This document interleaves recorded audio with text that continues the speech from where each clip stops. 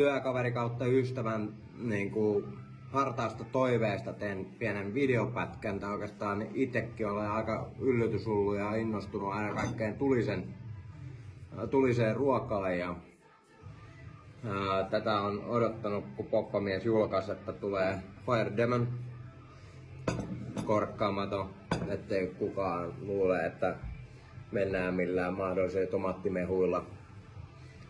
Elikkä pitäisi lähteä testaamaan tällä, niin kuin en halua kyllä pilata niin kuin kastikkeen makuu sillä, että vedetään ruokien joukkoon, vaan mennään ihan lusikalla testataan, että ei oo semmoista hirveätä kokemusta vetää suoriltaan tälleen näin, muuta kuin jossain sormen päällä, mutta testataan nyt. Lupailin, että saatan nolata itseni hiukan